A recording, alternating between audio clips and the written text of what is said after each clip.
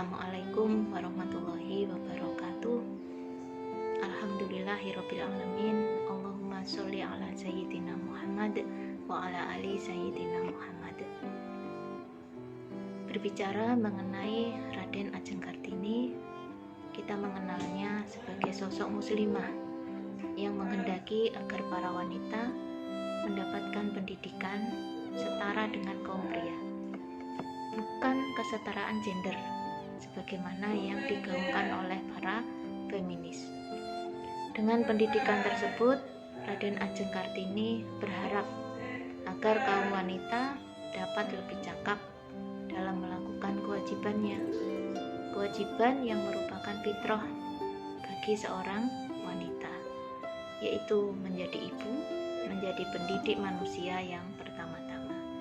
Ini merupakan inti sari dari surat Kartini kepada Profesor Anton tanggal 4 Oktober 1902. Nah, saat ini di era milenial, cita-cita Raden Ajeng Kartini agar kaum wanita memperoleh pendidikan yang setara telah terbuka lebar. Kartini masa kini betul-betul diharapkan ya agar mampu mewujudkan impian Raden Ajeng Kartini di sepanjang masa. Nah, berbicara mengenai masa setahun terakhir ini adalah tahun yang berat sejak Indonesia dilanda COVID-19. Pada awal tahun 2020 sampai dengan Ramadan hari ini, kita masih belum benar-benar bisa berlepas diri dari COVID-19. Kita bisa melihat, merasakan bagaimana kesehatan yang terancam, perekonomian yang terguncang, dan semua kegiatan yang mesti disesuaikan dengan protokol kesehatan. Nah, tentunya ini menjadi tantangan bagi semua pihak. Nah, saat pandemi, peran Kartini masa kini tentu semakin bertambah. Mungkin kita perlu mencontek semangat juang dari Raden Ajeng Kartini, namun tentu dengan cara yang berbeda. Nah, bagaimana tidak? Karena sebagian besar kegiatan dihimbau untuk dilakukan di rumah. Tentu peran perempuan otomatis semakin bertambah. Tersemat amanah lain di samping tugas mulia rutinan yang selama ini memang telah diemban oleh Kartini masa kini. Nah, menurut saya Kartini masa kini itu siapa? Yaitu muslimah yang mengetahui dengan baik fitrah maupun kelebihan yang Allah anugerahkan kepada kaum perempuan. Apa kelebihan itu? Yaitu komposisi fisiologis otak yang berbeda dengan kaum pria. Sehingga dengan ini perempuan itu dapat menghubungkan berbagai hal dalam satu waktu. Ini menyebabkan perempuan dapat melakukan berbagai kegiatan dalam waktu yang bersamaan. Ini merupakan anugerah yang disebut multitasking. Dan ini adalah anugerah Allah yang wajib disyukuri. Nah, berikutnya, Kartini masa kini itu siapa? Yaitu para muslimah yang dapat mengoptimalkan anugerah multitasking tadi dengan cara mengoptimalkan peran-peran yang diembannya. Di antaranya, misalnya peran sebagai seorang manajer keluarga.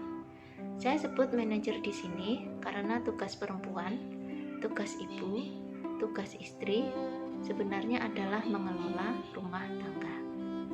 Mengelola artinya memastikan bahwa semua hal yang ada di dalam rumah tangga itu beres.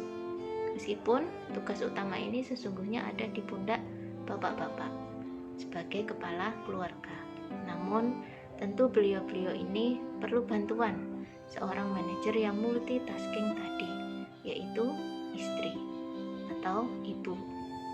Nah, di dalam masa pandemi ini terkait dengan urusan kerumah tanggaan, Kartini masa kini adalah muslimah yang mampu memastikan apa yang dimakan pada hari itu. Bagaimana cara belanja dengan menerapkan prokes adalah keharusan yang tidak bisa diabaikan. memastikan cucian beres sehingga ada pakaian yang bisa dikenakan pada hari itu, memastikan setiap bagian rumah tertata rapi, memastikan segala sesuatu berjalan dan terlaksana sesuai harapan.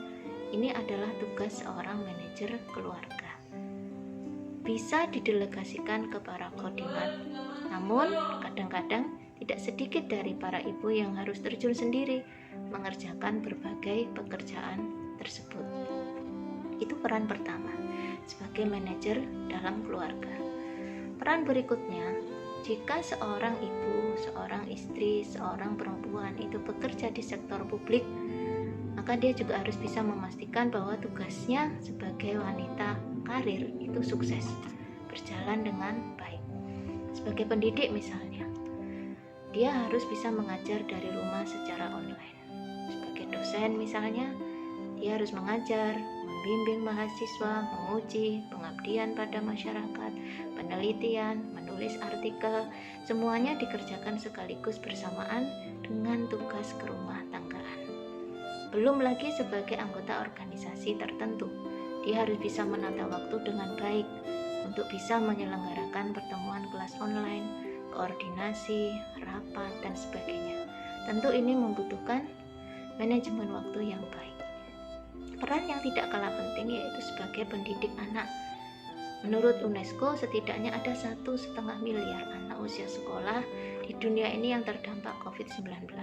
Di Indonesia sendiri, jutaan anak resmi menjalani pembelajaran jarak jauh, sehingga harus belajar dari rumah.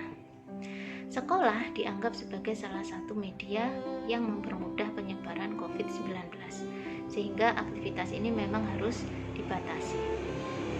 Dan pembelajaran jarak jauh ini sampai sekarang belum tahu kapan berakhirnya. Artinya peran perempuan mendampingi anak selama pembelajaran jarak jauh ini masih berpeluang bakal diperpanjang. Oleh sebab itu, mendampingi anak dalam pembelajaran jarak jauh ini memang harus dihandle oleh para ibu terutama.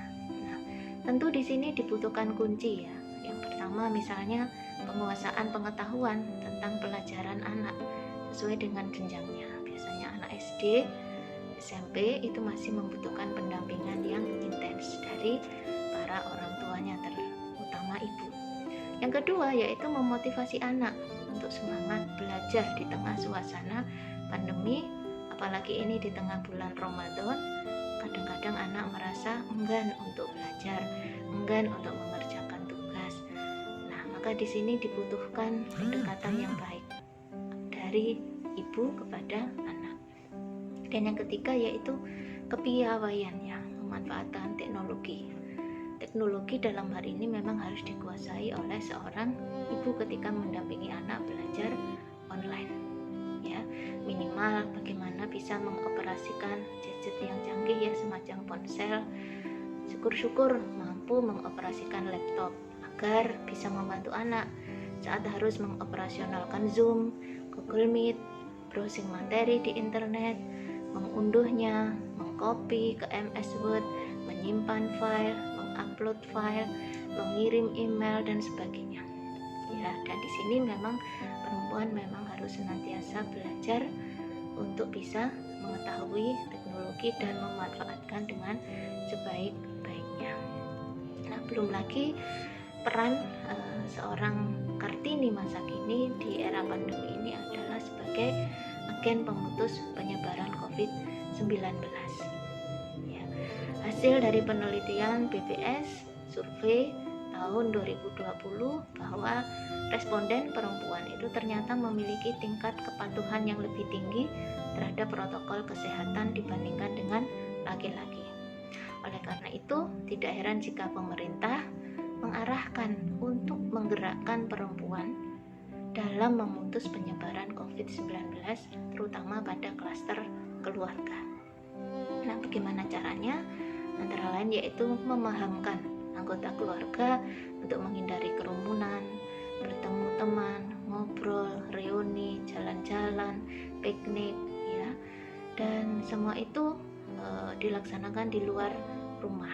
Nah, oleh sebab itu, demi keselamatan dan kebaikan anak, orang orang tua harus pandai-pandai mengkomunikasikan hal ini dengan baik kepada anak. Meskipun anak kadang-kadang sering salah paham dengan maksud baik orang tua. Nah, disinilah diperlukan kesabaran dalam menghadapi karakter masing-masing anak. Kesimpulannya yaitu Kartini masa kini adalah muslimah yang mampu menjadikan Allah sebagai tujuan, Rasulullah sebagai panutan, dan Islam sebagai pedoman hidupnya. Sehingga dengan bekal itu dia mampu menjalankan seluruh peran secara seimbang sesuai dengan fitrah dan anugerah yang Allah berikan kepadanya di setiap tempat, setiap waktu, dan setiap situasi maupun kondisi yang terjadi. Demikian, wassalamualaikum warahmatullahi wabarakatuh.